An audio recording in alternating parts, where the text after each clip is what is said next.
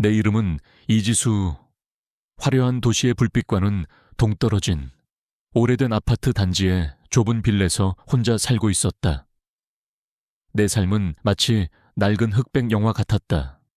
조용하고 단조로우며 아무런 특별한 사건도 없는 날들의 연속이었다.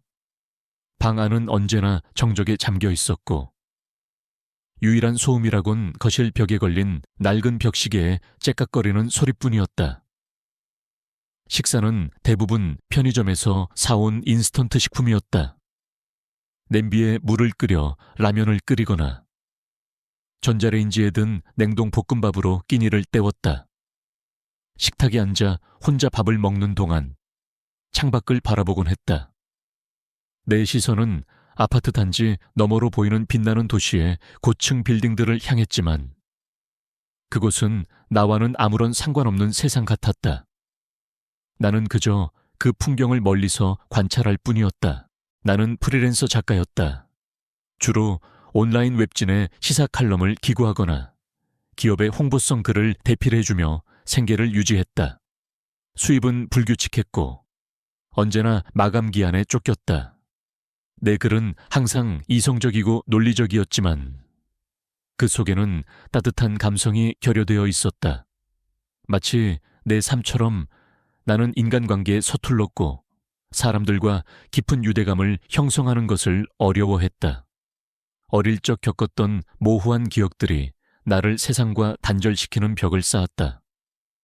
가끔 알 수 없는 두통과 함께 특정 향수 냄새가 코끝을 스치면 어렴풋한 불안감이 엄습했지만 나는 그것을 그저 스트레스 때문이라고 치부하곤 했다. 어느 날 마감 기한에 쫓겨 새벽까지 글을 쓰다 잠시 머리를 식힐 겸 동네 산책을 나섰다.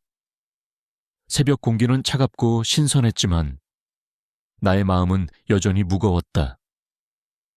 낡은 공원 벤치에 앉아 하늘을 올려다봤다. 도시의 불빛에 가려져 별 하나 보이지 않는 밤이었다. 그때였다.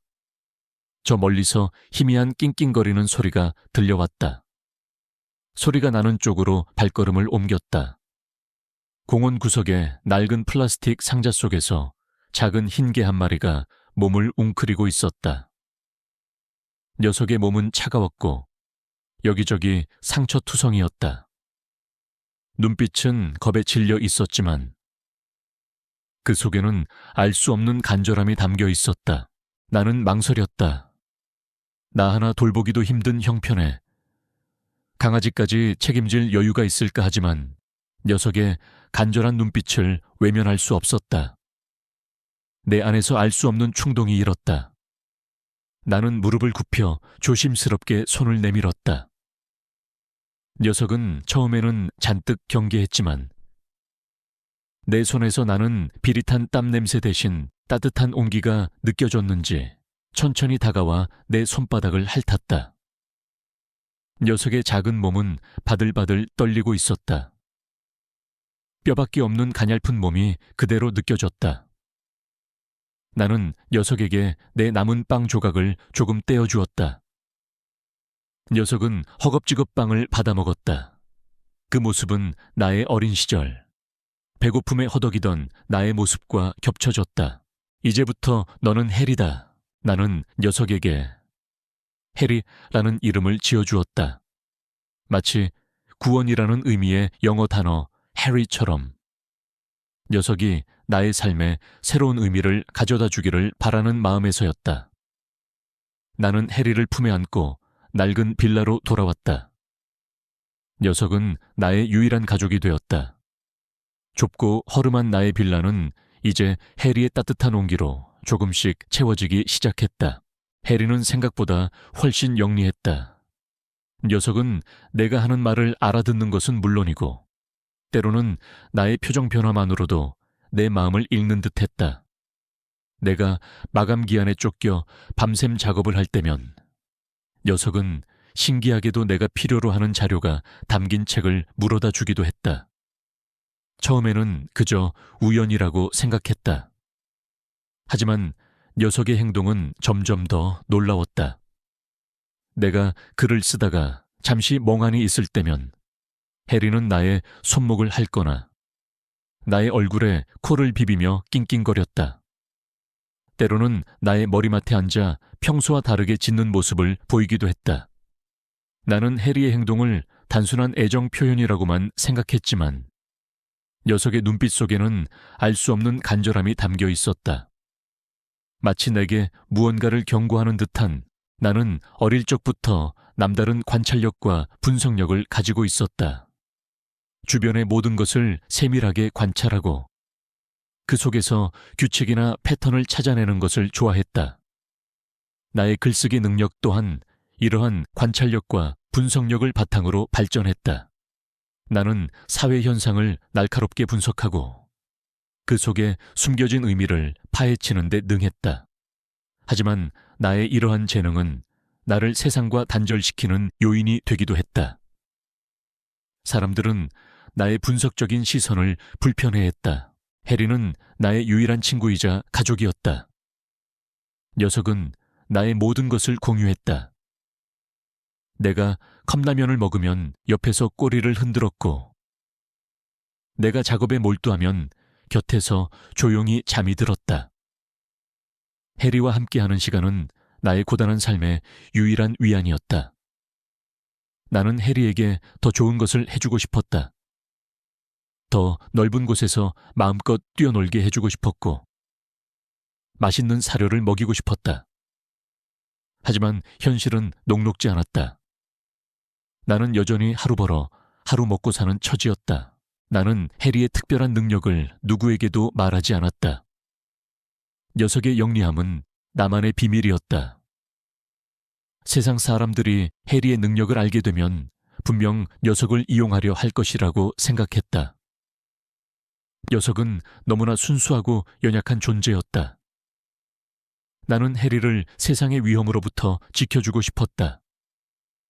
나의 좁은 빌라는 해리에게는 세상의 전부였고, 내게는 해리를 보호할 수 있는 유일한 안식처였다. 하지만 나의 소박한 평화는 오래가지 못했다. 어느 날, 내가 마감 기한을 넘기고 밤샘 작업을 하던 중이었다. 극심한 피로가 몰려왔다. 나는 진한 커피를 마시고 다시 컴퓨터 앞에 앉았다. 그때였다. 나의 머릿속에 갑작스러운 통증이 밀려왔다. 찌릿하는 두통과 함께 눈앞에 섬광이 스쳤다. 몸의 왼쪽 팔다리에 알 수 없는 마비감이 찾아왔다. 오른손으로 마우스를 잡으려 했지만 손에 힘이 들어가지 않았다. 나는 비틀거리다 의자에서 바닥으로 쓰러졌다. 몸의 왼쪽이 완전히 마비된 듯했다. 필사적으로 몸을 움직여 보려 했지만 내 의지대로 움직이지 않았다. 목소리를 내려고 했지만 혀가 굳어버린 듯 아무런 소리도 나오지 않았다. 나는 숨이 막히는 듯한 답답함을 느꼈다. 심장이 불안하게 쿵쾅거렸다. 이대로 죽는 건가? 절망감이 나를 덮쳤다. 죽음의 그림자가 나를 향해 다가오는 듯했다.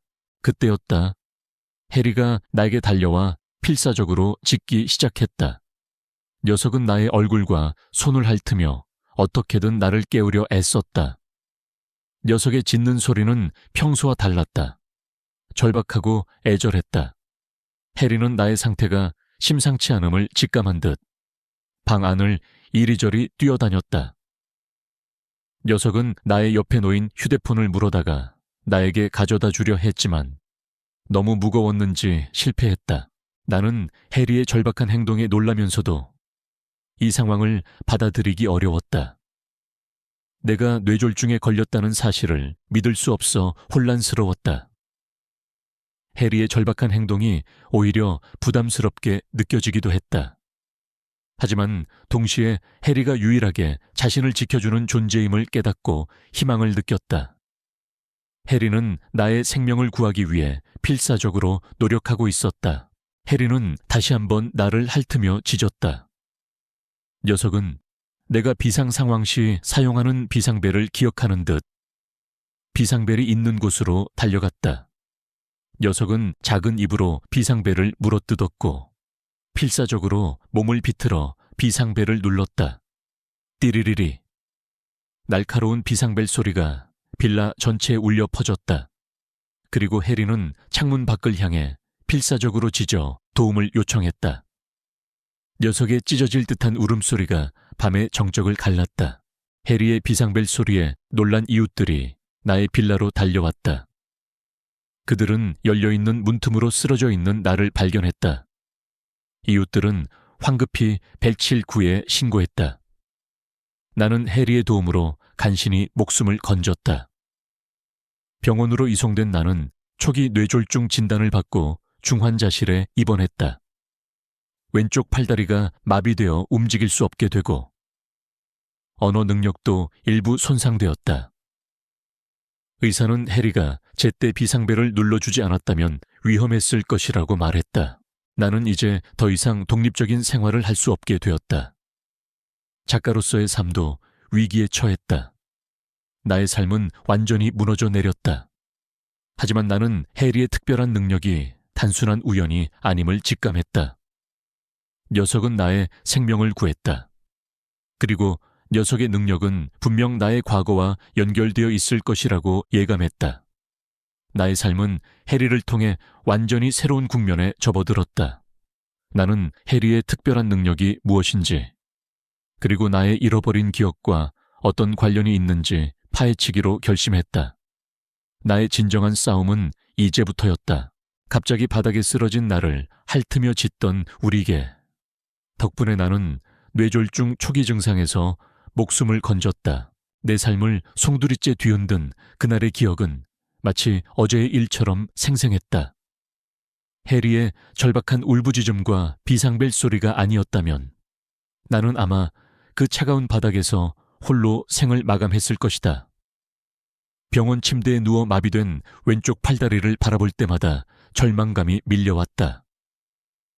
글을 쓰는 것이 나의 유일한 삶의 의미였는데 이제는 펜조차 제대로 쥘 수 없게 되었다. 작가로서의 내 삶은 한순간에 무너져 내린 듯했다. 의료진의 분주한 움직임과 양냄새가 가득한 병실은 내게 낯설고 두려운 공간이었다. 나는 중환자실에서 일반 병실로 옮겨졌다. 여전히 몸의 왼쪽은 마비되어 있었고 언어 능력도 일부 손상되어 말을 제대로 할 수 없었다. 내 옆에는 해리가 얌전히 앉아 있었다. 녀석은 나의 침대 곁을 떠나지 않고 꼬리 없는 엉덩이를 흔들며 나를 위로했다. 녀석의 따뜻한 눈빛은 내게 큰 위안이 되었다. 해리는 나의 유일한 희망이었다. 나는 며칠 동안 내가 겪은 일들을 되새겼다. 해리가 나의 건강 상태에 이상하리만큼 민감하게 반응했던 과거의 행동들이 퍼즐 조각처럼 맞춰지기 시작했다. 내가 스트레스를 받거나 피곤함을 느낄 때마다 녀석은 평소와 다르게 짖거나 낑낑거리며 나를 불안하게 바라봤다. 때로는 나의 손목이나 머리를 핥으며 이상한 행동을 보였다. 나는 그것이 단순한 애정 표현이나 우연이라고 생각했지만 이제 와서 생각해보니 녀석은 이미 나의 몸에 이상이 생겼음을 감지하고 경고했던 것이었다. 해리는 나의 뇌졸중 초기 증상을 미리 알고 있었던 것이다. 나는 해리의 특별한 능력에 경외감을 느꼈다. 녀석은 단순한 개가 아니었다. 녀석은 나의 생명을 구한 영웅이었다. 하지만 동시에 두려움도 몰려왔다. 해리의 능력이 이렇게 비범하다면 다른 사람들도 언젠가 녀석의 능력을 알아챌 것이고 녀석을 이용하려 할 것이 분명했다. 나는 해리를 보호해야 했다. 하지만 마비된 몸으로 어떻게 나는 스스로를 지킬 힘조차 없었다. 나의 주치의인 박준호 박사는 내게 해리의 능력에 대해 조심스럽게 물었다. 그는 해리가 비상벨을 누르고 도움을 요청한 사실을 믿기 어려운 듯했지만 해리의 행동이 나의 목숨을 구했다는 사실에 놀라움을 금치 못했다. 이지수 씨, 해리라는 개가 정말 비상벨을 누른 겁니까? 믿기 어려운 일이지만 해리의 행동이 환자분의 생명을 구한 것은 확실합니다. 혹시 해리가 태어날 때부터 이런 특별한 능력을 가지고 있었습니까? 아니면 혹시 해리가 어떤 특정 훈련을 받은 적이 있습니까? 박 박사의 눈빛에는 호기심과 함께 알 수 없는 탐구심이 번뜩였다. 나는 그의 질문에 선뜻 대답할 수 없었다. 해리의 능력을 드러내면 녀석이 위험해질 수도 있다는 불안감에 사로잡혔다. 나는 고개를 저으며 말을 아꼈다. 그냥 평범한 개입니다. 제가 아플 때 우연히 운이 좋았던 것뿐입니다. 나는 어색하게 미소 지었다. 박 박사는 나의 반응을 눈치챘는지 더 이상 묻지 않았다. 그는 미소를 지었지만 그의 눈빛은 여전히 해리와 나를 주시하고 있었다. 나는 그의 시선 속에서 알 수 없는 압박감을 느꼈다. 그는 해리의 능력을 탐내는 것은 아니었지만 그의 지식욕은 충분히 위험할 수 있다고 생각했다. 나는 재활치료를 시작했다. 마비된 왼쪽 팔다리는 내 의지대로 움직이지 않았고 말을 하는 것도 쉽지 않았다. 매일 힘겨운 재활치료를 받으며 나는 좌절감을 느꼈다. 작가로서의 삶이 끝났다고 생각했다. 하지만 해리는 나의 곁을 떠나지 않았다. 녀석은 내가 재활치료를 받을 때마다 옆에서 낑낑거리며 나를 응원했고 내가 힘들어할 때면 나의 손을 핥아주며 용기를 북돋아 주었다. 해리의 따뜻한 온기는 나의 마비된 몸에도 생기를 불어넣는 듯 했다. 녀석의 작은 꼬리 없는 엉덩이가 흔들릴 때마다 나는 미소를 지었다. 나는 재활치료 중에도 틈틈이 글을 쓰기 시작했다.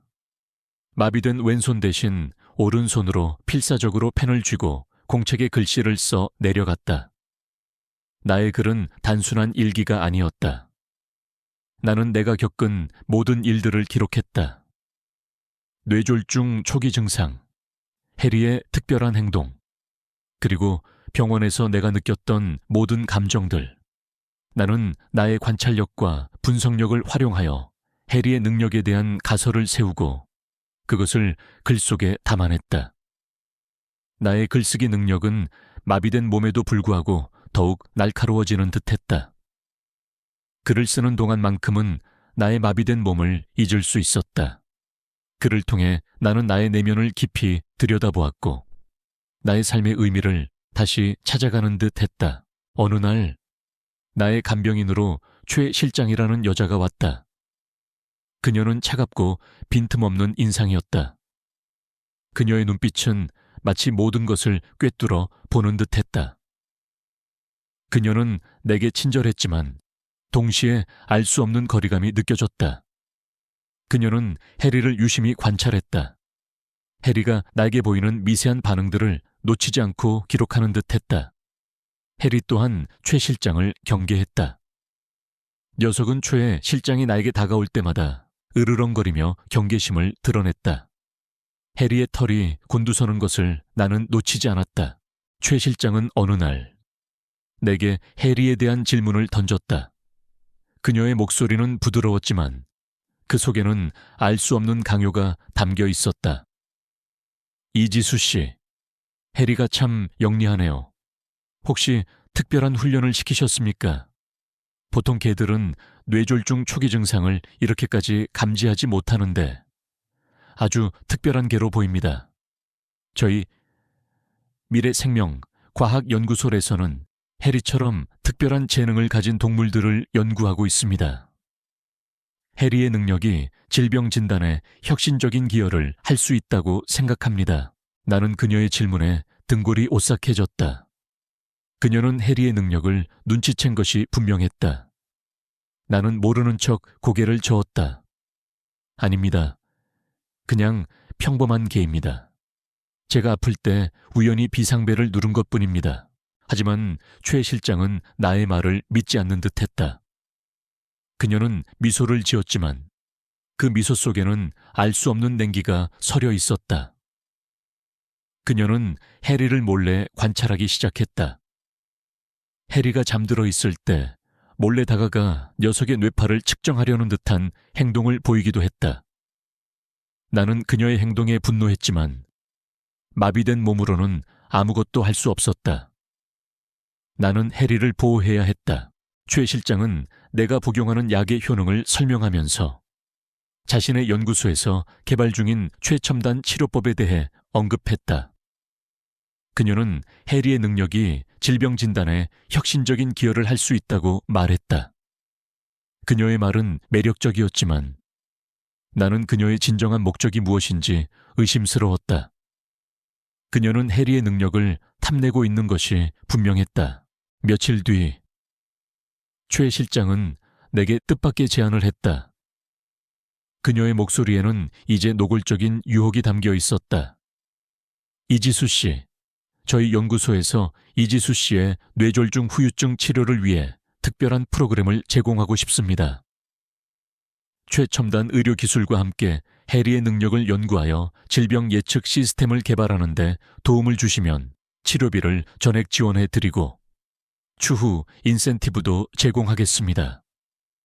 이지수 씨는 현재 경제적으로도 어려움을 겪고 계시지 않습니까? 저희의 제안은 이지수 씨에게 새로운 삶의 기회가 될 것입니다. 그녀의 제안은 내게 큰 유혹으로 다가왔다.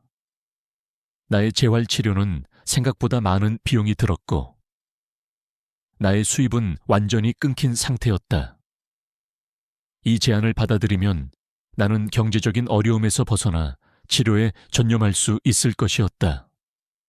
하지만 나는 해리를 위험에 빠뜨릴 수 없었다. 해리는 나의 가족이었다. 나는 초에 실장의 제안을 단호하게 거절했다. 죄송합니다. 최 실장님, 저는 해리를 연구에 이용할 생각이 없습니다. 해리는 제 가족입니다. 저에게 해리는 돈으로 환산할 수 없는 소중한 존재입니다.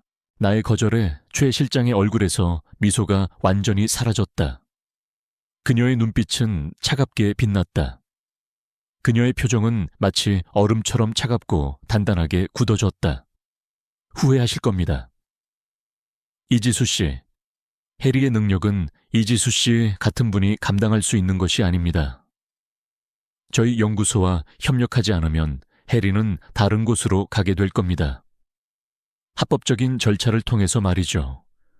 그녀의 말은 노골적인 협박이었다. 나는 해리가 위험에 처했음을 직감했다. 최 실장은 자신이 속한 제약회사에 해리의 정보를 보고했다. 제약회사는 해리의 능력을 탐내기 시작했고 나를 이용해 해리를 손에 넣으려는 음모를 꾸몄다. 그들은 나의 병세가 악화되었다는 거짓 정보를 흘리거나 해리의 행동을 조작하려 시도했다. 병원 내부에 이상한 기운이 감돌기 시작했다. 간호사들은 나를 이상한 눈으로 바라보았고 나의 병실 주변에는 낯선 남자들이 서성거렸다. 그들은 마치 그림자처럼 나를 감시했다. 나의 식사에도 미심쩍은 약물들이 섞여 있는 듯했다. 나는 자신과 해리가 위기에 처했음을 직감했다. 나의 낡은 빌라는 더 이상 안전하지 않았고 병원 또한 나를 감시하는 감옥이 되어가고 있었다. 나는 필사적으로 탈출할 방법을 찾아야 했다. 나의 유일한 무기는 나의 뛰어난 관찰력과 분석력, 그리고 글쓰기 능력뿐이었다. 나는 마비된 손으로 필사적으로 글을 쓰며 해리의 능력을 분석하고 최 실장과 제약회사의 음모를 파헤치기 시작했다. 나는 나의 글을 통해 이 모든 진실을 세상에 알려야 했다. 나의 뇌졸중은 내게 새로운 삶의 시작을 알리는 신호탄이었다. 나는 더 이상 침묵하지 않을 것이다. 나의 글은 나의 목소리가 될 것이었다. 나의 삶은 이제 완전히 새로운 국면에 접어들었다. 나는 해리를 지키고 나의 삶을 되찾기 위한 싸움을 시작해야 했다. 뇌졸중 진단과 마비된 몸은 나를 절망의 나락으로 떨어뜨리는 듯했다. 하지만 해리의 존재는 나를 다시 일으켜 세웠다. 녀석의 맑고 간절한 눈빛은 내게 삶의 끈을 놓지 않게 하는 유일한 희망이었다. 나는 병실 침대에 누워 천장만 바라보는 대신 해리와 함께 이 상황을 헤쳐나가기로 결심했다. 나의 무기는 나의 관찰력과 분석력, 그리고 글쓰기 능력뿐이었다. 재활치료는 고통스러웠다. 마비된 왼쪽 팔다리는 내 의지대로 움직이지 않았고 말을 하는 것도 쉽지 않았다. 매일 물리치료사의 지시에 따라 팔다리를 움직이고 언어치료사와 함께 발음 연습을 할 때마다 나는 좌절감에 빠졌다. 내가 과연 다시 글을 쓸 수 있을까? 작가로서의 내 삶은 이제 끝난 것일까? 그러나 해리는 나의 곁을 떠나지 않았다. 녀석은 내가 재활치료를 받을 때마다 옆에서 낑낑거리며 나를 응원했고, 내가 힘들어할 때면 나의 손을 핥아주며 용기를 북돋아 주었다. 해리의 따뜻한 온기는 나의 마비된 몸에도 생기를 불어넣는 듯 했다. 녀석의 작은 꼬리 없는 엉덩이가 흔들릴 때마다 나는 미소를 지었다. 나는 재활치료 중에도 틈틈이 글을 쓰기 시작했다. 마비된 왼손 대신 오른손으로 필사적으로 펜을 쥐고 공책에 글씨를 써 내려갔다. 나의 글은 단순한 일기가 아니었다. 나는 내가 겪은 모든 일들을 기록했다. 뇌졸중 초기 증상, 해리의 특별한 행동, 그리고 병원에서 내가 느꼈던 모든 감정들. 나는 나의 관찰력과 분석력을 활용하여 해리의 능력에 대한 가설을 세우고 그것을 글 속에 담아냈다. 나의 글쓰기 능력은 마비된 몸에도 불구하고 더욱 날카로워지는 듯했다. 글을 쓰는 동안만큼은 나의 마비된 몸을 잊을 수 있었다. 글을 통해 나는 나의 내면을 깊이 들여다보았고 나의 삶의 의미를 다시 찾아가는 듯했다. 나의 주치의인 박준호 박사는 나의 상태에 깊은 관심을 보였다. 그는 내가 쓰는 글들을 유심히 살펴보았고 해리의 행동에 대해서도 조심스럽게 질문했다. 박 박사는 겉으로는 선량하고 인자해 보였지만 그의 눈빛 속에는 알 수 없는 호기심과 탐구심이 번뜩였다. 그는 해리의 능력을 단순한 우연으로 치부하지 않았다. 이지수 씨, 해리가 정말 특별한 개입니다. 제가 본 어떤 환자의 반려견도 해리처럼 주인의 건강에 민감하게 반응하고 심지어 비상벨까지 누르는 개는 없었습니다. 혹시 해리가 태어날 때부터 이런 특별한 능력을 가지고 있었습니까? 아니면 혹시 해리가 어떤 특정 훈련을 받은 적이 있습니까? 나는 박 박사의 질문에 선뜻 대답할 수 없었다. 해리의 능력을 드러내면 녀석이 위험해질 수도 있다는 불안감에 사로잡혔다. 나는 고개를 저으며 말을 아꼈다. 그냥 평범한 개입니다. 제가 아플 때 우연히 운이 좋았던 것뿐입니다. 나는 어색하게 미소 지었다. 박 박사는 나의 반응을 눈치챘는지 더 이상 묻지 않았다. 그는 미소를 지었지만 그의 눈빛은 여전히 해리와 나를 주시하고 있었다. 나는 그의 시선 속에서 알 수 없는 압박감을 느꼈다. 그는 해리의 능력을 탐내는 것은 아니었지만 그의 지식욕은 충분히 위험할 수 있다고 생각했다. 어느 날 나의 간병인으로 최 실장이라는 여자가 왔다. 그녀는 차갑고 빈틈없는 인상이었다. 그녀의 눈빛은 마치 모든 것을 꿰뚫어 보는 듯했다. 그녀는 내게 친절했지만 동시에 알 수 없는 거리감이 느껴졌다. 그녀는 해리를 유심히 관찰했다. 해리가 내게 보이는 미세한 반응들을 놓치지 않고 기록하는 듯했다. 해리 또한 최 실장을 경계했다. 녀석은 초에 실장이 내게 다가올 때마다 으르렁거리며 경계심을 드러냈다. 해리의 털이 곤두서는 것을 나는 놓치지 않았다. 최 실장은 어느 날 내게 해리에 대한 질문을 던졌다. 그녀의 목소리는 부드러웠지만 그 속에는 알 수 없는 강요가 담겨 있었다. 이지수 씨, 해리가 참 영리하네요. 혹시 특별한 훈련을 시키셨습니까? 보통 개들은 뇌졸중 초기 증상을 이렇게까지 감지하지 못하는데 아주 특별한 개로 보입니다. 저희 미래 생명과학연구소에서는 해리처럼 특별한 재능을 가진 동물들을 연구하고 있습니다. 해리의 능력이 질병 진단에 혁신적인 기여를 할 수 있다고 생각합니다. 나는 그녀의 질문에 등골이 오싹해졌다. 그녀는 해리의 능력을 눈치챈 것이 분명했다. 나는 모르는 척 고개를 저었다. 아닙니다. 그냥 평범한 개입니다. 제가 아플 때 우연히 비상벨을 누른 것뿐입니다. 하지만 최 실장은 나의 말을 믿지 않는 듯했다.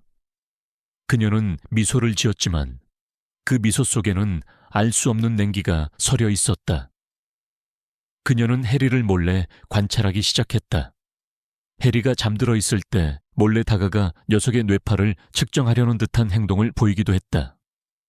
나는 그녀의 행동에 분노했지만 마비된 몸으로는 아무것도 할 수 없었다. 나는 해리를 보호해야 했다. 최 실장은 내가 복용하는 약의 효능을 설명하면서 자신의 연구소에서 개발 중인 최첨단 치료법에 대해 언급했다. 그녀는 해리의 능력이 질병 진단에 혁신적인 기여를 할 수 있다고 말했다.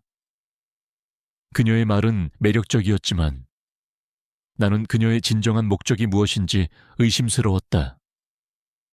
그녀는 해리의 능력을 탐내고 있는 것이 분명했다. 며칠 뒤 최 실장은 나에게 뜻밖의 제안을 했다. 그녀의 목소리에는 이제 노골적인 유혹이 담겨 있었다. 이지수 씨, 저희 연구소에서 이지수 씨의 뇌졸중 후유증 치료를 위해 특별한 프로그램을 제공하고 싶습니다. 최첨단 의료기술과 함께 해리의 능력을 연구하여 질병 예측 시스템을 개발하는 데 도움을 주시면 치료비를 전액 지원해 드리고 추후 인센티브도 제공하겠습니다. 이지수 씨는 현재 경제적으로도 어려움을 겪고 계시지 않습니까? 저희의 제안은 이지수 씨에게 새로운 삶의 기회가 될 것입니다. 그녀의 제안은 내게 큰 유혹으로 다가왔다. 나의 재활치료는 생각보다 많은 비용이 들었고 나의 수입은 완전히 끊긴 상태였다. 이 제안을 받아들이면 나는 경제적인 어려움에서 벗어나 치료에 전념할 수 있을 것이었다. 하지만 나는 해리를 위험에 빠뜨릴 수 없었다. 해리는 나의 가족이었다. 나는 초에 실장의 제안을 단호하게 거절했다. 죄송합니다. 최 실장님, 저는 해리를 연구에 이용할 생각이 없습니다. 해리는 제 가족입니다. 저에게 해리는 돈으로 환산할 수 없는 소중한 존재입니다. 나의 거절에 최 실장의 얼굴에서 미소가 완전히 사라졌다. 그녀의 눈빛은 차갑게 빛났다. 그녀의 표정은 마치 얼음처럼 차갑고 단단하게 굳어졌다. 후회하실 겁니다. 이지수 씨, 해리의 능력은 이지수 씨 같은 분이 감당할 수 있는 것이 아닙니다. 저희 연구소와 협력하지 않으면 해리는 다른 곳으로 가게 될 겁니다. 합법적인 절차를 통해서 말이죠. 그녀의 말은 노골적인 협박이었다. 나는 해리가 위험에 처했음을 직감했다. 최 실장은 자신이 속한 제약회사에 해리의 정보를 보고했다. 제약회사는 해리의 능력을 탐내기 시작했고 나를 이용해 해리를 손에 넣으려는 음모를 꾸몄다. 그들은 나의 병세가 악화되었다는 거짓 정보를 흘리거나 해리의 행동을 조작하려 시도했다. 병원 내부에 이상한 기운이 감돌기 시작했다. 간호사들은 나를 이상한 눈으로 바라보았고 나의 병실 주변에는 낯선 남자들이 서성거렸다. 그들은 마치 그림자처럼 나를 감시했다. 나의 식사에도 미심쩍은 약물들이 섞여 있는 듯했다. 나는 자신과 해리가 위기에 처했음을 직감했다. 나의 낡은 빌라는 더 이상 안전하지 않았고 병원 또한 나를 감시하는 감옥이 되어가고 있었다. 나는 필사적으로 탈출할 방법을 찾아야 했다. 나의 유일한 무기는 나의 뛰어난 관찰력과 분석력, 그리고 글쓰기 능력뿐이었다. 나는 마비된 손으로 필사적으로 글을 쓰며 해리의 능력을 분석하고 최 실장과 제약회사의 음모를 파헤치기 시작했다. 나는 나의 글을 통해 이 모든 진실을 세상에 알려야 했다. 나의 뇌졸중은 나에게 새로운 삶의 시작을 알리는 신호탄이었다. 나는 더 이상 침묵하지 않을 것이다. 나의 글은 나의 목소리가 될 것이었다. 나의 삶은 이제 완전히 새로운 국면에 접어들었다. 나는 해리를 지키고 나의 삶을 되찾기 위한 싸움을 시작해야 했다. 최 실장과 미래생명과학연구소의 노골적인 압박은 나의 병실을 차가운 감옥으로 바꾸어 놓았다. 나의 몸은 마비되어 있었지만 내 정신은 그 어느 때보다 예리하게 깨어나 있었다. 해리는 나의 유일한 동반자이자 아군이었다. 녀석의 따뜻한 온기와 간절한 눈빛은 내게 끊임없이 용기를 주었다. 나는 해리의 능력을 활용하여 이 위기를 헤쳐나갈 방법을 찾아야 했다. 나의 손에 쥐어진 공책은 나의 유일한 무기였다. 그 안에 나의 모든 관찰과 분석을 담아냈다. 최 실장은 매일 나의 병실을 찾아와 치료라는 명목으로 내게 알 수 없는 약물을 투여하려 했다. 그녀는 내가 복용하는 약의 종류를 바꾸거나 해리가 먹는 사료에 특정 성분을 섞는 듯 했다. 나는 그녀의 행동을 유심히 관찰했다. 그녀는 내게 친절한 미소를 지었지만 그 미소 속에는 차가운 계산과 탐욕이 숨겨져 있었다. 해리 또한 최 실장을 극도로 경계했다. 녀석은 최 실장이 병실에 들어올 때마다 으르렁거렸고 그녀가 주는 음식이나 약에는 절대 입을 대지 않았다. 해리의 이런 반응은 나의 의심을 더욱 확신으로 바꾸어 주었다. 녀석의 털이 곤두서는 모습은 그녀의 숨겨진 의도를 명확하게 보여주는 듯했다. 이지수 씨, 이 약은 뇌졸중 후유증에 아주 효과적입니다. 해리도 이 영양제를 먹으면 더욱 건강해질 거예요. 최 실장은 밝은 목소리로 말했지만 그녀의 눈은 나의 눈을 똑바로 바라보지 못했다. 나는 그녀의 손에 들린 약과 영양제를 거부했다. 괜찮습니다. 최 실장님, 저는 제가 원래 복용하던 약만 먹겠습니다. 해리도 저의 식사 외에는 아무것도 먹지 않습니다. 나는 말을 하는 것이 여전히 어려웠지만 나의 눈빛은 단호했다. 나의 거절에 최 실장의 얼굴에서 미소가 사라졌다. 그녀의 눈빛은 차갑게 빛났다. 이지수 씨, 협력하지 않으면 치료가 어려워집니다. 그리고 해리의 건강도 보장할 수 없습니다. 저희 미래생명과학연구소의 제안은 이지수 씨에게 마지막 기회입니다. 그녀의 목소리는 이제 협박에 가까웠다. 그녀는 해리를 인질로 삼고 있었다. 나는 마비된 손으로 필사적으로 공책에 글을 썼다. 최 실장의 행동 패턴, 그녀가 사용하는 약물의 종류, 해리의 반응 변화. 나의 관찰력과 분석력은 더욱 날카로워졌다. 나는 해리의 능력에 대한 가설을 더욱 구체화했다. 해리는 단순히 나의 건강 상태를 감지하는 것을 넘어 주변 사람들의 미세한 감정 변화나 의도까지도 파악하는 능력을 가지고 있는 듯했다. 그것은 마치 인간의 눈으로는 볼 수 없는 기운을 감지하는 것 같았다. 특히 최 실장이 내 병실에 들어올 때마다 나는 알 수 없는 소의 비린내와 함께 섬뜩한 환각을 느꼈다. 그 냄새와 환각은 내가 어릴 적 겪었던 모호한 기억들과 겹쳐졌다. 해리 또한 최 실장이 다가올 때마다 더욱 강하게 짖고 으르렁거렸다. 해리는 내가 느끼는 그 죽음의 냄새를 먼저 알아챈 것이 분명했다. 박준호 박사는 최 실장의 행동을 의심하기 시작했다. 그는 나의 병실에 최 실장이 없을 때 찾아와 조용히 대화를 나눴다. 그의 눈빛은 걱정과 함께 진실을 알고자 하는 열망으로 가득했다. 이지수 씨, 최 실장과 미래생명과학연구소가 해리에게 지나친 관심을 보인다는 것을 저도 느꼈습니다. 저는 해리의 특별한 능력에 대해 윤리적인 방식으로 연구를 진행하고 싶습니다. 혹시 해리가 과거에 어떤 특별한 훈련을 받았거나 아니면 어떤 특이한 경험을 한 적이 있습니까?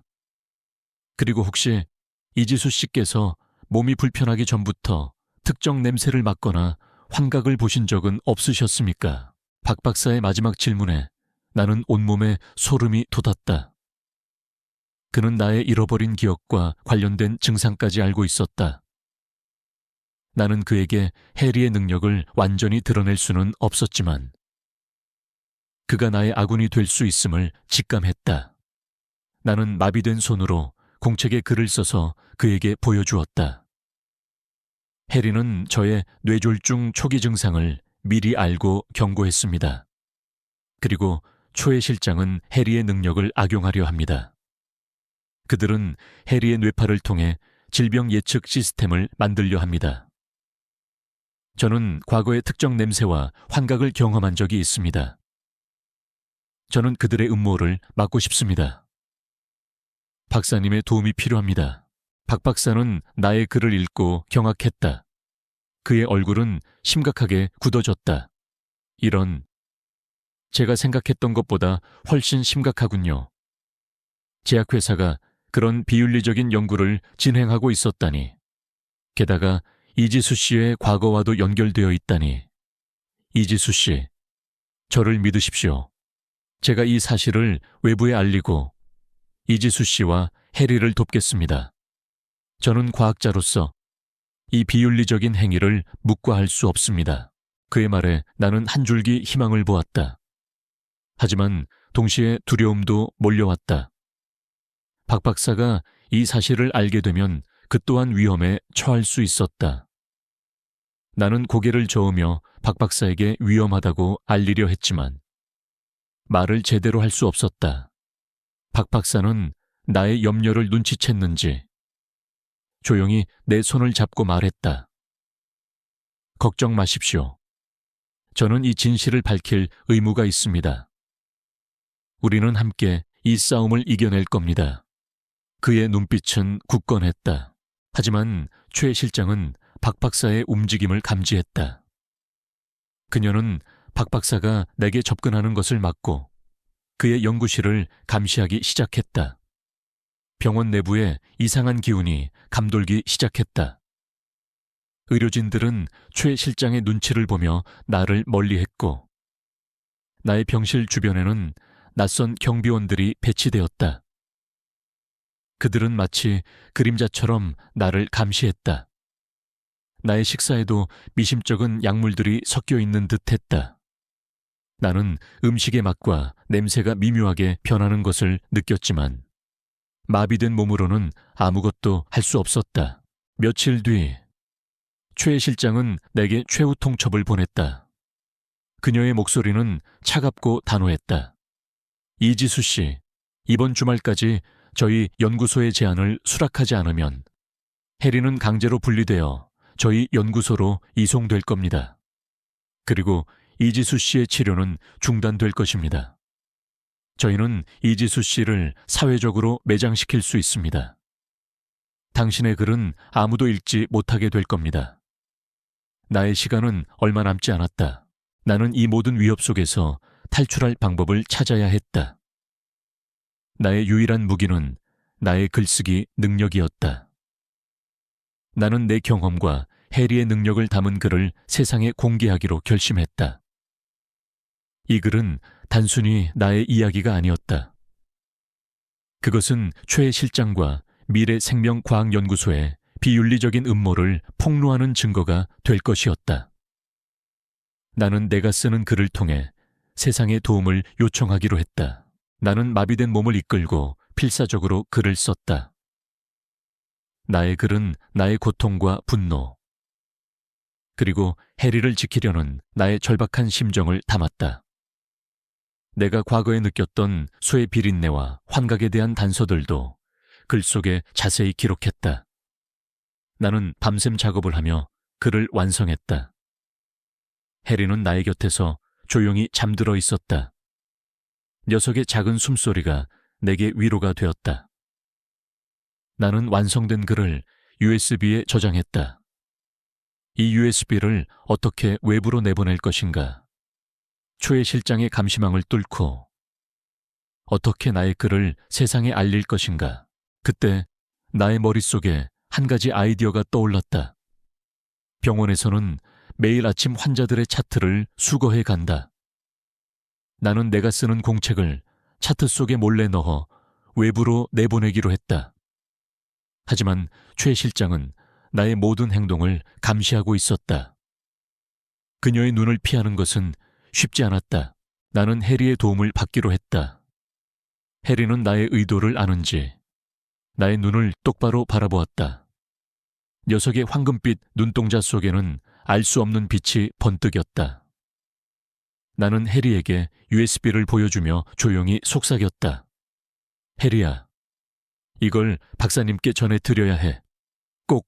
해리는 나의 말을 이해하는 듯 코로 USB를 툭툭 건드렸다. 나는 USB를 얇은 비닐봉투에 넣어 해리의 목줄에 매달았다. 초의 실장의 감시망을 뚫고 해리가 박 박사에게 USB를 전달해야 했다. 다음 날 아침, 초의 실장이 나의 병실로 들어섰다. 그녀는 평소처럼 나의 차트를 확인했다.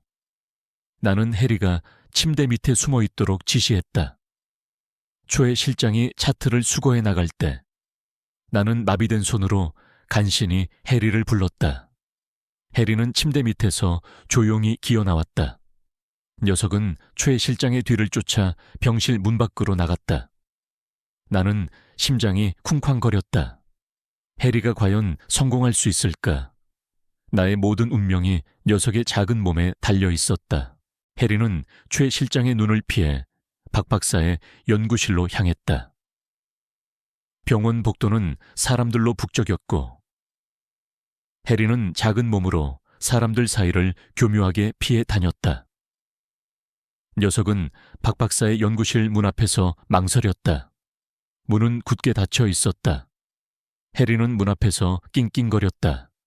그때 박 박사가 연구실 문을 열고 나왔다. 그는 해리를 보고 놀란 듯했다. 해리, 네가 왜 여기에? 해리는 박 박사에게 달려가 그의 바짓가랑이를 물고 흔들었다. 박 박사는 해리의 목줄에 매달린 USB를 발견했다.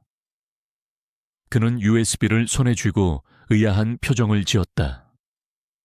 해리는 박 박사를 향해 짖었다. 박 박사는 해리의 간절한 눈빛을 보고 무언가 이상함을 직감했다.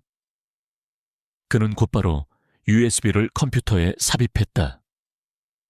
화면에는 나의 글과 함께 최 실장과 미래생명과학연구소의 비리가 담긴 증거들이 나타났다. 나의 글 속에는 내가 느꼈던 소의 비린내와 환각에 대한 자세한 묘사까지 포함되어 있었다. 박 박사는 경악했다. 그의 얼굴은 분노로 일그러졌다. 이런 비윤리적인 연구를 감히 이지수 씨의 이 잃어버린 기억들, 이것은 단순한 스트레스가 아니었어. 그 순간 초의 실장이 박 박사의 연구실로 들이닥쳤다. 그녀는 해리를 쫓아온 것이었다. 그녀는 박 박사의 컴퓨터 화면을 보고 얼굴이 새하얗게 질렸다. 박 박사님, 당장 그 파일을 삭제하십시오. 감히 제 연구를 망치려 합니까? 최 실장은 박 박사에게 달려들어 USB를 빼앗으려 했다. 하지만 박 박사는 그녀를 막아섰다. 그는 그녀를 뿌리치고 즉시 경찰에 신고했다. 최 실장은 망연자실한 표정을 지었다. 그녀의 음모는 만천에 드러났다. 병원은 순식간에 아수라장이 되었다. 경찰들이 들이닥쳤고 최 실장과 미래생명과학연구소의 관계자들은 체포되었다. 언론이 병원으로 몰려들었고 나의 이야기는 전 국민에게 알려졌다. 나의 글은 베스트셀러가 되었고 나는 뇌졸중을 이겨내고 진실을 밝힌 용기 있는 작가로 불리게 되었다. 해리는 나의 영웅이었다. 나의 시련의 무대는 나의 승리의 무대가 되었다. 나는 나의 힘으로 나 자신을 지켜냈고 나의 명예를 회복했다. 나의 뇌졸중은 나에게 새로운 삶의 시작을 알리는 신호탄이었다. 최 실장과 미래생명과학연구소의 비리가 담긴 증거들이 병원 전체 스크린에 송출되자 홀안은 순식간에 혼란과 경악에 휩싸였다. 내가 바닥에 쓰러져 마비된 몸으로 절규하던 순간 해리가 필사적으로 현관문을 긁고 비상벨을 누르던 그날 밤의 기억들이 생생하게 되살아났다. 이제 그 모든 진실이 세상에 드러나고 있었다. 나의 글과 해리의 용기가 합쳐져 폭발적인 파급력을 만들어낸 것이다. 이게 대체 무슨 일이야? 병원 로비에 있던 환자들과 보호자들은 스크린에 비치는 충격적인 영상과 자료들을 보며 경악했다.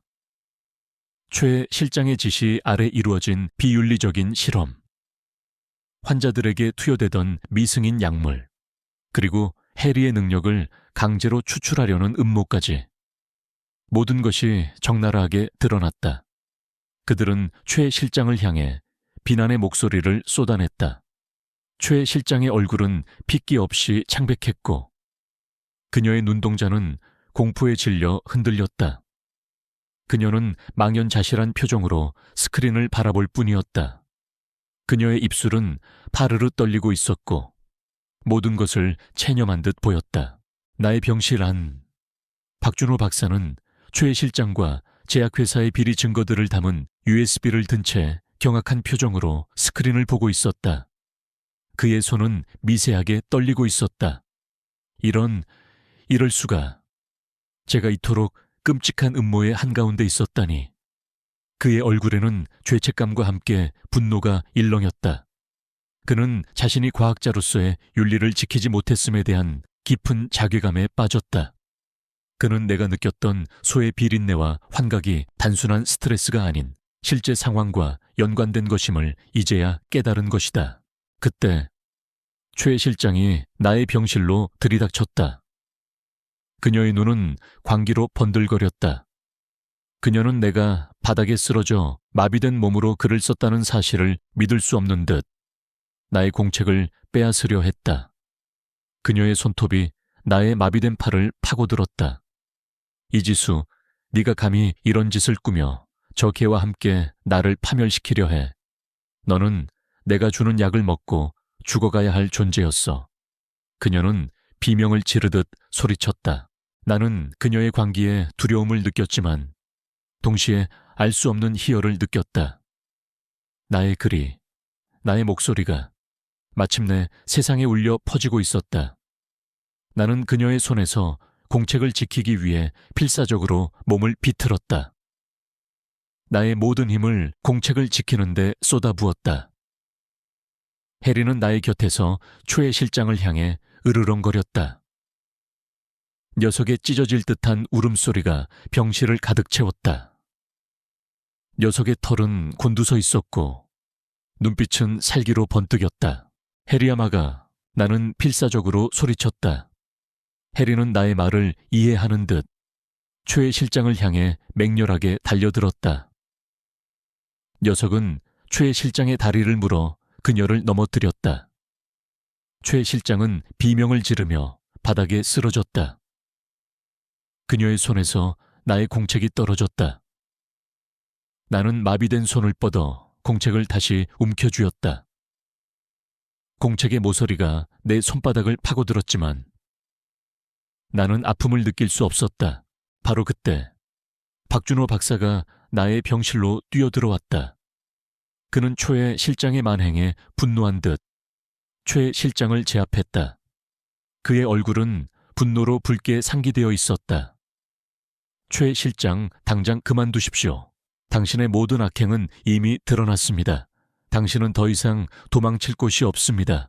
박 박사는 곧바로 경찰에 신고했고 경찰들이 병실로 들이닥쳤다. 최 실장은 저항하려 했지만 경찰관들에게 제압당했다. 그녀는 끌려가는 와중에도 나를 향해 이를 갈며 노려보았다. 그녀의 눈빛에는 증오와 함께 분노가 가득했지만 나는 더 이상 그녀를 두려워하지 않았다. 그녀는 모든 것을 잃은 패배자일 뿐이었다. 그녀의 광기 어린 눈빛은 이제 아무런 힘도 발휘할 수 없었다. 병실 문이 열리고 언론인들이 카메라 플래시를 터뜨리며 나의 병실로 몰려들었다. 그들은 나의 마비된 몸, 나의 글, 그리고 해리의 모습을 담아냈다. 나의 이야기는 순식간에 전 국민에게 알려졌다. 뇌졸중을 이겨내고 진실을 밝힌 용기 있는 작가 이지수, 생명을 구한 영웅견 해리, 나의 이름과 해리의 이름은 이제 희망과 용기의 상징이 되었다. 나의 작은 병실은 진실이 폭로되는 거대한 무대가 되었다. 병실하는 기자들로 발 디딜 틈이 없었다. 그들은 내게 질문을 쏟아냈다. 나는 마비된 몸으로 필사적으로 대답했다. 나의 목소리는 제대로 나오지 않았지만 나의 눈빛은 진실을 이야기하고 있었다. 해리는 나의 곁에서 조용히 앉아 나를 지켜보았다. 녀석의 따뜻한 온기가 나에게 힘을 주었다. 녀석은 나의 질문에 귀 기울이고 나의 대답에 고개를 끄덕이는 듯했다. 그때 병원 로비의 대형 스크린에 초회 실장의 상사인 김 이사의 얼굴이 나타났다. 그는 미래생명과학연구소의 실세이자 초회 실장에게 모든 비리를 지시한 장본인이었다. 김 이사는 긴급 기자회견을 열어 최 실장의 행동이 개인적인 일탈이라며 발뺌하려 했다.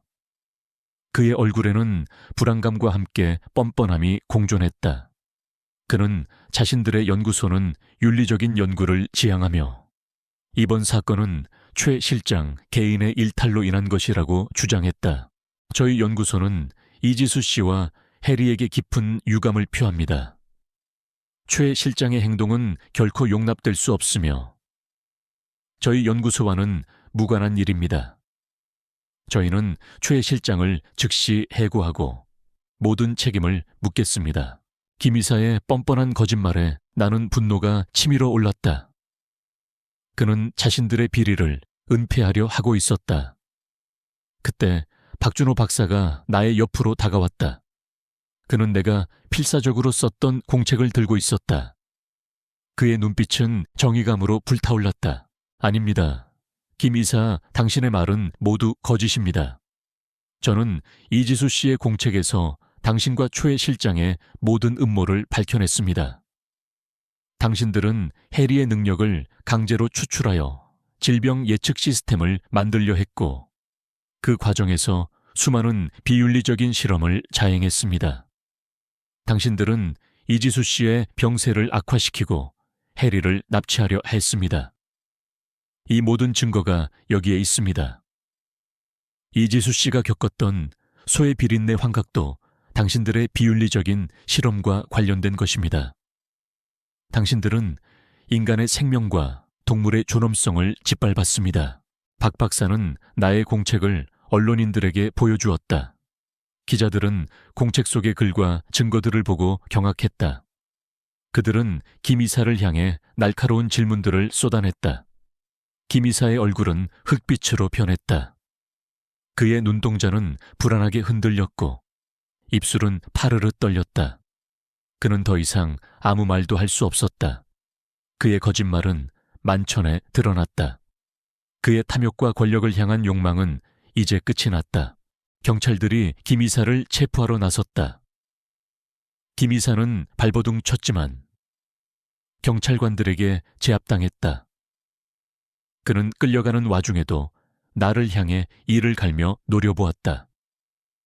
그의 눈빛에는 증오와 함께 분노가 가득했지만 이제 나는 더 이상 그를 두려워하지 않았다. 그는 모든 것을 잃은 패배자일 뿐이었다. 그의 추악한 제국은 무너지고 말았다. 미래생명과학연구소는 모든 비리가 드러나면서 주가가 폭락하고 대대적인 조사를 받게 되었다. 언론과 시민단체들은 연구소의 비윤리적인 행태를 강력하게 비판했다. 결국 연구소는 폐쇄되었고 관련 연구원들은 모두 해고되었다. 그들의 모든 비윤리적인 연구는 중단되었고 관련 자료들은 모두 폐기되었다. 법의 심판은 그들에게 엄중한 책임을 물을 것이었다. 나의 병실 안은 이제 안도감과 희망으로 가득 찼다.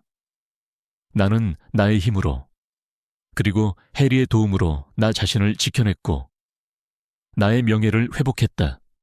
마비되었던 왼쪽 팔다리는 서서히 감각이 돌아오기 시작했고 언어 능력도 조금씩 회복되었다. 나는 다시 펜을 쥘 수 있게 되었고 나의 글은 더욱 깊이 있고 풍부해졌다. 나의 글은 이제 단순한 칼럼이 아니었다. 그것은 진실을 밝히고 정의를 실현하는 강력한 무기가 되었다. 나의 삶은 해리를 통해 완전히 새로운 국면에 접어들었다. 해리는 나의 곁에서 조용히 잠들어 있었다. 녀석의 작은 숨소리가 내게 평온을 주었다. 나는 해리의 머리를 쓰다듬었다. 녀석은 나의 생명을 구했고 나의 삶에 새로운 의미를 가져다 주었다. 녀석의 특별한 능력은 이제 세상에 긍정적인 영향을 미칠 수 있는 중요한 연구 대상이 될 것이었다. 나의 뇌졸중은 내게 새로운 삶의 시작을 알리는 신호탄이었다. 나는 이제 더 이상 혼자가 아니었다. 해리가 있었고 박준호 박사가 있었다. 그리고 내게는 나의 글이 있었다. 나는 이 모든 시련을 이겨내고 새로운 삶을 시작할 준비가 되어 있었다. 나의 삶은 이제 진정한 두 번째 봄을 맞이할 것이었다. 최 실장과 미래생명과학연구소의 비리가 만천해 드러나자 세상은 나를 전혀 다른 시선으로 바라보기 시작했다. 언론은 나의 특별한 능력과 뛰어난 글쓰기 능력을 연일 칭송했고 나를 뇌졸중을 이겨내고 진실을 밝힌 용기 있는 작가이자 생명을 구한 영웅견 해리의 보호자로 불렀다. 더 이상 과거의 고독하고 병약한 이지수가 아니었다. 어둠 속에서 빛을 발하는 희망의 상징으로 불리게 되었다. 나의 이야기는 모든 이들에게 희망과 용기를 주었다. 가장 먼저 나를 찾아온 것은 박준호 박사였다. 그는 나의 병실에 들어서자마자 고개를 숙여 사과했다. 그의 얼굴에는 깊은 죄책감과 함께 나를 향한 존경심이 담겨 있었다. 그의 눈빛은 흔들림 없이 진심을 담고 있었다. 이지수 씨, 진심으로 사과드립니다. 제가 초회 실장과 미래생명과학연구소의 비윤리적인 행위를 미리 알아차리지 못했습니다. 과학자로서의 제 불찰입니다. 이지수 씨와 해리가 겪은 고통은 제가 짊어져야 할 몫입니다. 하지만 이제라도 진실이 밝혀져서 정말 다행입니다. 이지수 씨의 용기와 해리의 지능 덕분입니다. 제가 과학의 이름으로 저질러진 만행에 대해 침묵했다면 평생 후회했을 겁니다. 나는 그의 사과를 들으며 고개를 끄덕였다. 그의 진심이 느껴졌다. 그는 자신의 잘못을 인정하고 책임지려 했다. 나는 마비된 손으로 공책에 글을 써서 그에게 보여주었다. 박사님은 저의 생명을 구해주셨습니다. 박사님 덕분에 저는 희망을 잃지 않았습니다. 이제 함께 그들의 비윤리적인 연구를 막아야 합니다. 이것은 단순히 개인의 복수를 넘어선 일입니다. 박 박사는 나의 글을 읽고 눈물을 글썽였다. 그는 나의 손을 잡으며 말했다. 이지수 씨, 제가 이지수 씨와 해리를 돕겠습니다. 이 모든 진실을 밝히고 과학이 생명을 존중하는 방향으로 나아갈 수 있도록 제가 할 수 있는 모든 것을 하겠습니다. 제 남은 인생을 걸고 맹세합니다. 나는 박 박사의 제안을 기꺼이 수락했다. 그는 나의 가장 든든한 조력자가 되었다. 우리의 목표는 단순히 최 실장과 김 이사를 처벌하는 것에 그치지 않았다. 우리는 그들의 비윤리적인 연구가 다시는 반복되지 않도록 막고 해리와 같은 특별한 생명체들이 존중받고 보호받는 세상을 만드는 것이었다. 우리는 과학이 진정으로 인간과 자연의 이로운 방향으로 발전하도록 감시하고 독려하는 역할을 자처했다. 최 실장과 미래생명과학연구소의 김 이사는 모든 비리가 드러나면서 법의 심판을 받게 되었다. 최 실장은 환자 기만, 비윤리적인 실험, 증거 조작, 동물 학대 등 여러 혐의로 체포되어 엄중한 처벌을 받았다. 그녀는 모든 것을 잃었고 사회적으로도 큰 비난을 받으며 회복 불능의 상태에 빠졌다. 김 이사 역시 초회 실장에게 모든 비리를 지시한 장본인님이 밝혀져 구속되었다. 그의 탐욕과 권력을 향한 욕망은 결국 자신을 파멸로 이끌었다. 나는 그들의 최후를 보며 인간의 탐욕이 얼마나 무서운 결과를 초래할 수 있는지 다시 한번 깨달았다. 그들의 마지막 발버둥은 무의미했다. 미래생명과학연구소는 모든 비리가 드러나면서 주가가 폭락하고 대대적인 조사를 받게 되었다. 언론과 시민단체들은 연구소의 비윤리적인 행태를 강력하게 비판했다. 결국 연구소는 폐쇄되었고 관련 연구원들은 모두 해고되었다. 그들의 모든 비윤리적인 연구는 중단되었고 관련 자료들은 모두 폐기되었다. 법의 심판은 그들에게 엄중한 책임을 물을 것이었다. 재발 방지를 위한 제도적 개선의 목소리가 높아졌다. 나는 뇌졸중에서 완벽하게 회복되었다. 매일 꾸준히 재활 치료를 받은 덕분이었다. 마비되었던 왼쪽 팔다리는 이제 내 의지대로 움직일 수 있게 되었고 언어 능력도 완전히 회복되었다. 나는 다시 펜을 쥘 수 있게 되었고 나의 글은 더욱 깊이 있고 풍부해졌다. 나의 글은 나의 경험을 바탕으로 뇌졸중 환자들에게 희망을 주고 질병의 초기 증상에 대한 중요성을 알리는 내용으로 채워졌다. 나의 칼럼은 전국민적인 공감을 얻었고 나는 베스트셀러 작가가 되었다. 나의 이야기는 많은 사람들의 마음을 움직였다. 나는 해리와 함께 건강 관련 공익활동을 펼쳤다. 해리의 특별한 능력, 즉 질병 예측 능력은 윤리적인 방식으로 연구될 수 있는 길을 열었다. 박준호 박사는 해리의 능력을 기반으로 해리 생명과학연구소를 설립했다. 연구소의 목표는 해리의 능력을 활용하여 조기 질병 진단 기술을 개발하고 윤리적인 동물 연구를 지원하는 것이었다. 해리는 연구소의 마스코트이자 중요한 영감의 원천이 되었다. 녀석은 직접 실험에 참여하지 않고 연구원들은 녀석의 행동 패턴과 뇌파를 통해 질병 예측 시스템을 개발하는 데 필요한 데이터를 얻었다. 해리는 이제 단순한 실험 대상이 아닌 과학의 윤리적 발전을 이끄는 상징이 되었다. 나의 잃어버린 과거 기억 또한 박준호 박사의 도움으로 서서히 되찾아졌다. 그 기억 속에는 나의 부모님이 사실은 천재적인 과학자들이었으며 그들이 질병 예측 연구를 하던 중 비윤리적인 세력의 방해로 불의의 사고를 당했다는 내용이 포함되어 있었다.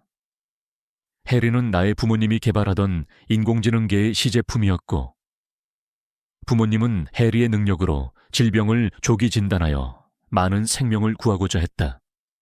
하지만 그 기술을 탐내던 김 이사와 최 실장이 부모님의 연구를 가로채려 했고 그 과정에서 사고가 발생했던 것이다.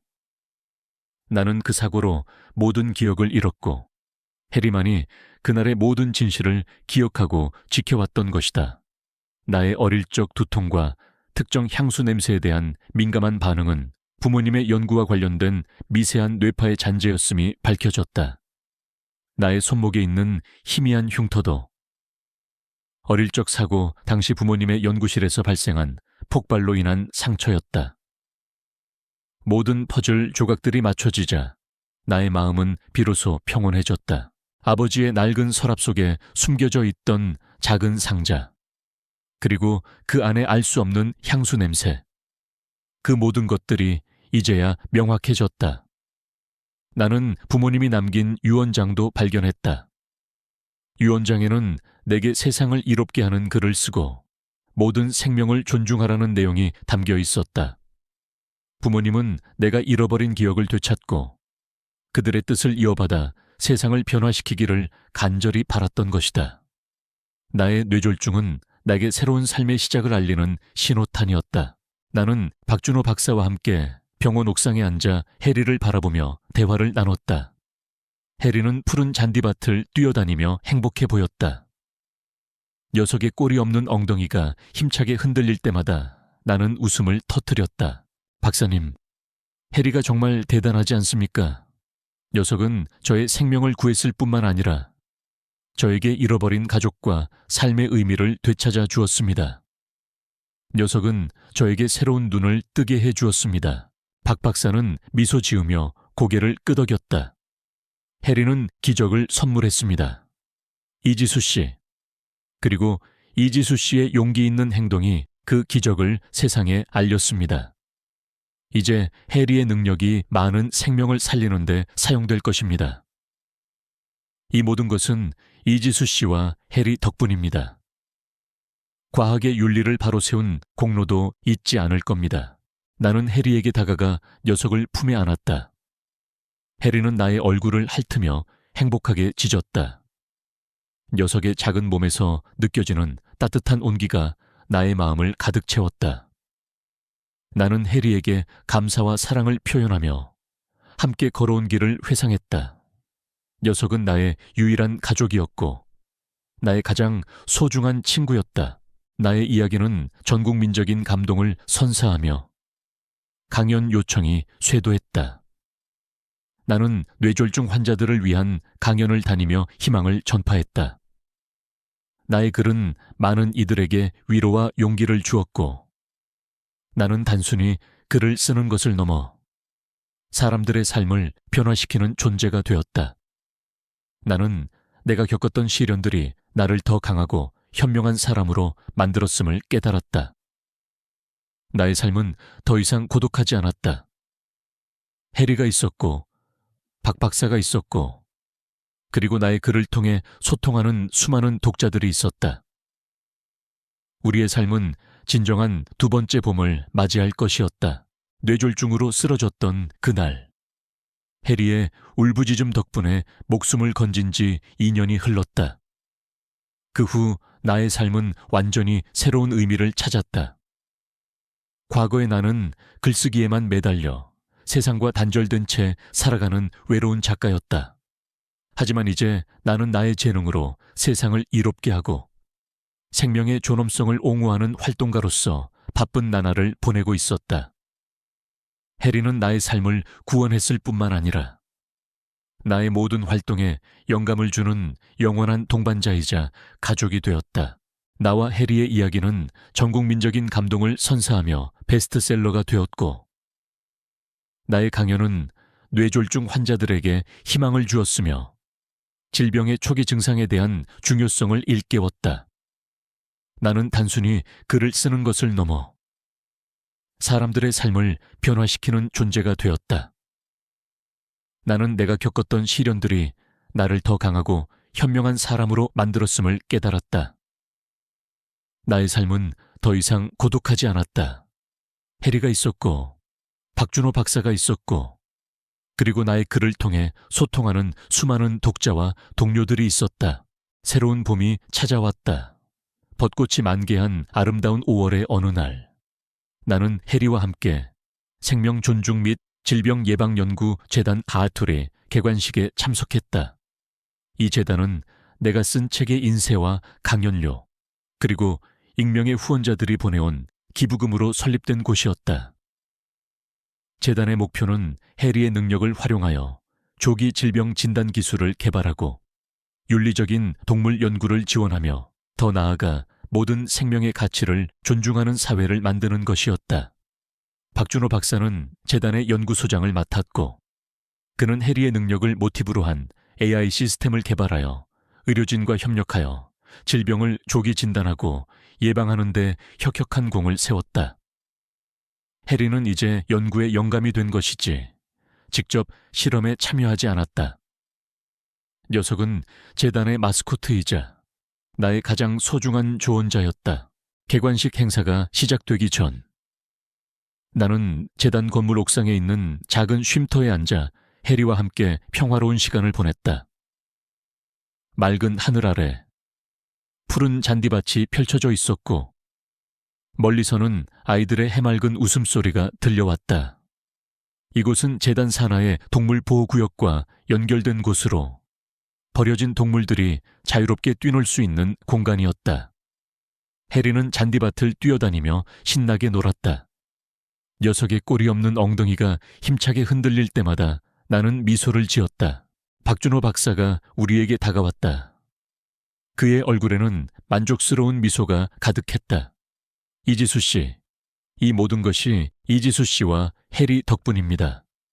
2년 전 이지수 씨가 저에게 건넨 그 공책 하나가 이렇게 거대한 변화를 만들었습니다. 과학자로서 저는 그동안 오직 지식만을 탐구해왔지만 이지수 씨와 해리를 통해 생명의 가치와 윤리의 중요성을 다시 한번 깨달았습니다. 나는 박 박사를 향해 미소 지었다. 마비되었던 나의 손은 이제 완전히 회복되어 있었고 나는 펜을 자유롭게 쥐고 나의 삶을 써내려갈 수 있었다. 나의 손목에 있는 희미한 흉터는 더 이상 아픔의 흔적이 아니었다.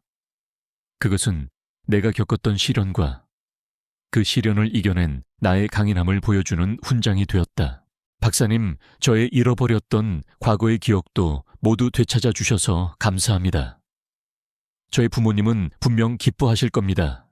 그들이 이루지 못했던 꿈을 이제 제가 해리와 함께 이어나갈 수 있게 되었으니까요. 나의 잃어버린 기억들은 박준호 박사의 도움으로 서서히 되찾아졌다. 나의 부모님은 사실 천재적인 과학자들이었으며 그들이 질병 예측 연구를 하던 중 비윤리적인 세력의 방해로 불의의 사고를 당했다는 사실이 밝혀졌다. 해리는 나의 부모님이 개발하던 인공지능계의 시제품이었고 부모님은 해리의 능력으로 질병을 조기 진단하여 많은 생명을 구하고자 했다. 하지만 그 기술을 탐내던 김 이사와 최 실장이 부모님의 연구를 가로채려 했고 그 과정에서 사고가 발생했던 것이다. 나는 그 사고로 모든 기억을 잃었고 해리만이 그날의 모든 진실을 기억하고 지켜왔던 것이다. 나의 어릴 적 두통과 특정 향수 냄새에 대한 민감한 반응은 부모님의 연구와 관련된 미세한 뇌파의 잔재였음이 밝혀졌다. 모든 퍼즐 조각들이 맞춰지자 나의 마음은 비로소 평온해졌다. 개관식이 시작되자 우리는 옥상에서 홀로 내려갔다. 홀 안은 수많은 사람들로 북적였다. 나의 강연은 재단의 새로운 비전을 제시하는 자리였다.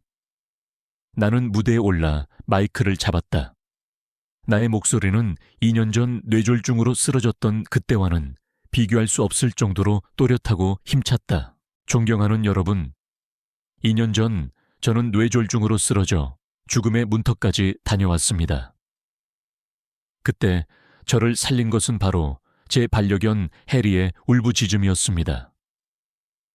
해리는 저에게 생명을 선물했고 저는 해리를 통해 생명의 소중함과 윤리적인 과학의 중요성을 깨달았습니다. 이제 생명 존중 및 질병 예방 연구재단은 해리의 희생과 저의 경험을 바탕으로 모든 생명이 존중받고 질병으로부터 자유로운 세상을 만들고자 합니다. 우리는 기술이 오직 생명을 위한 도구가 될 수 있도록 끊임없이 노력할 것입니다. 나의 강연이 끝나자 우레와 같은 박수갈채가 쏟아졌다. 많은 사람들이 눈물을 글썽였다. 그곳에는 뇌졸중을 이겨내고 다시 건강을 되찾은 환자들, 나를 보고 용기를 얻은 젊은 작가들, 그리고 나의 이야기에 감동받은 수많은 시민들이 있었다. 나의 글은 이제 단순히 지면을 넘어 사람들의 마음속에 깊이 파고들어 희망을 심어주고 있었다. 강연 후 나는 해리와 함께 재단 산하의 질병 예측 연구소를 방문했다. 그곳에서는 해리의 능력을 모티브로 한 AI 시스템이 개발되어 의료진과 협력하여 질병을 조기 진단하고 있었다. 최첨단 기술로 가득 찬 연구소였지만 그 중심에는 항상 생명에 대한 존중이 있었다. 연구원들은 해리의 행동 패턴을 분석하여 질병 예측 알고리즘을 개선하고 있었다. 해리는 이제 더 이상 실험 도구가 아니었다. 녀석은 연구의 영감이자 우리의 빛이었다. 나는 해리와 함께 유기견 보호소를 방문하여 봉사활동을 했다. 과거의 나처럼 버려지고 상처받은 동물들을 돌보며 나의 마음은 더욱 풍요로워졌다. 우리는 그곳에서 새로운 강아지 한 마리를 입양하여 가족으로 맞이했다. 녀석은 작은 몸집에 한쪽 다리를 저는 강아지였다. 나는 녀석에게 희망이라는 이름을 지어주었다. 희망은 우리 가족에게 새로운 기쁨과 활력을 불어넣어 주었다. 나의 삶은 이제 더 이상 텅 비어 있지 않았다. 사랑과 나눔으로 가득 찬 진정한 가족이 생겼다.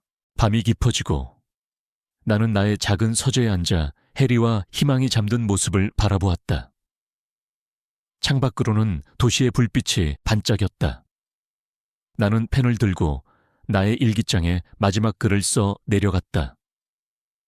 나의 삶은 뇌졸중으로 인해 한번 무너졌지만 해리 덕분에 다시 일어섰고 이제는 과거보다 훨씬 더 의미 있는 삶을 살아가고 있었다.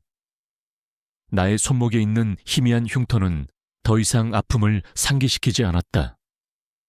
그것은 나의 용기와 결단력, 그리고 내가 겪었던 모든 시련들을 이겨낸 승리의 흔적이었다.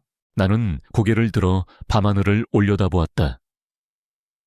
도시의 불빛에 가려져 희미하게 보이는 별들이었지만 그 속에서 나는 희망을 보았다. 마루의 눈빛 같았던 그 별들이 이제는 부모님의 따뜻한 미소처럼 느껴졌다. 나의 삶은 200억 원의 유산이나 화려한 성공에 얽매이지 않았다. 진정한 사랑과 목적, 그리고 나눔의 가치를 찾았다. 나는 해리와 희망의 머리를 쓰다듬었다. 그들의 따뜻한 온기가 나의 마음을 가득 채웠다. 나의 이야기는 여기서 끝이 나지만 우리의 삶은 앞으로도 계속될 것이다.